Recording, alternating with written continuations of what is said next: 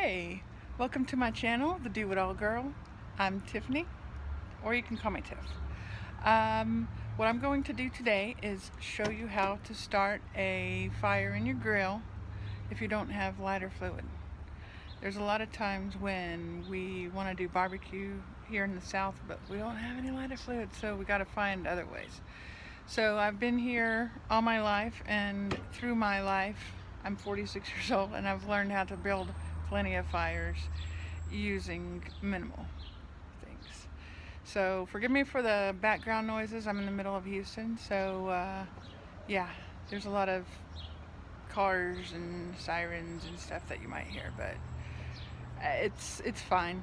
Everything's fine. It's not a war zone. So watch me how I do the magic, and hopefully this will help you out in the future if you need to start a fire without lighter fluid.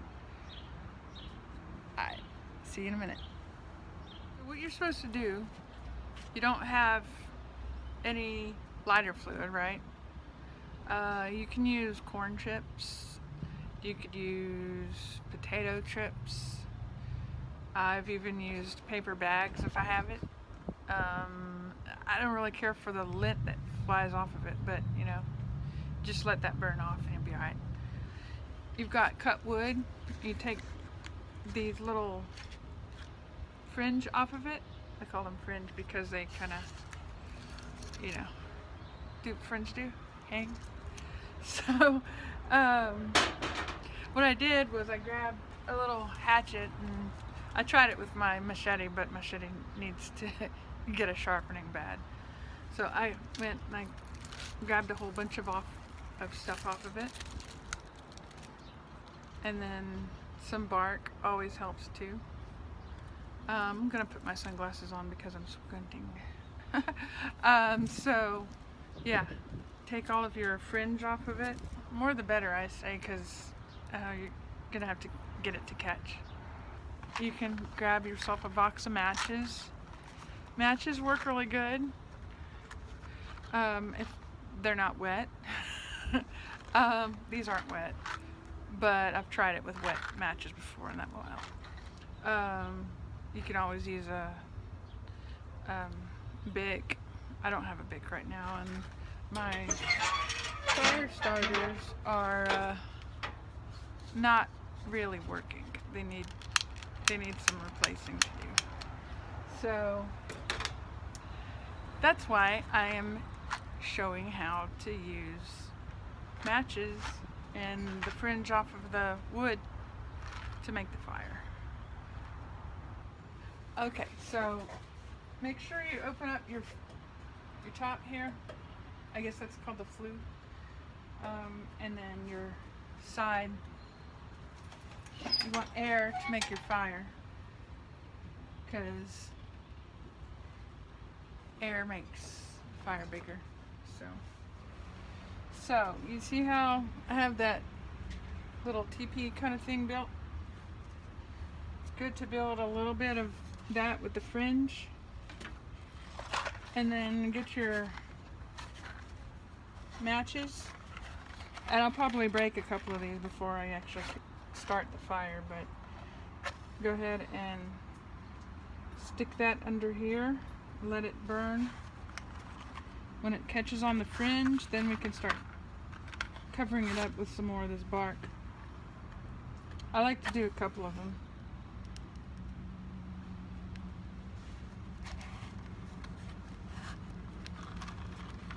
Sometimes I'll even stick a couple of them in there like that aren't lit, so that way it will ignite and whoosh. Yeah.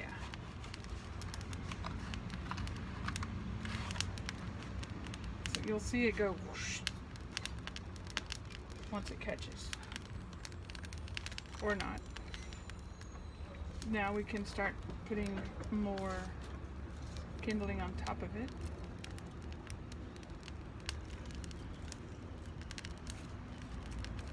And then once that catches, then the rest of your wood will catch. See, when I was little, I spent a lot of time in the country. My folks like to barbecue a lot. And once I got old enough, I became the fire starter. So, I became sort of the semi-pro pyro.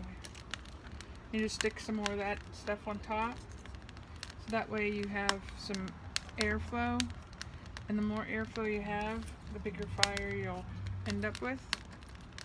And just get creative.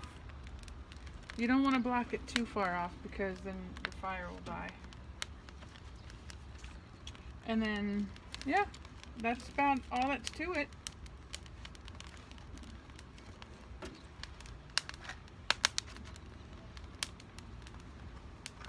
I think I used only 3 matches for that.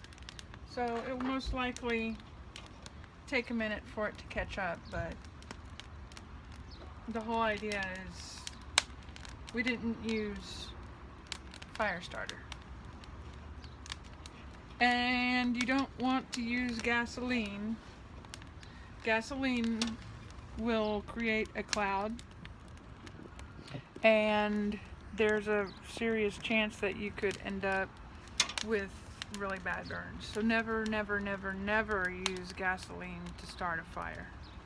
What it does is the vapor will make a pool, and then you go and light your fire, and by that time the pool will have surrounded you, and that the vapor will catch on fire and you won't be able to see it. It'll just burn. I had an aunt that got really, really, really badly burned from starting a brush. Well, out in the country we did used to. You can't really do it as much anymore, but you got the burn piles, and they were just burning some brush, and somebody put some gasoline on top of the brush,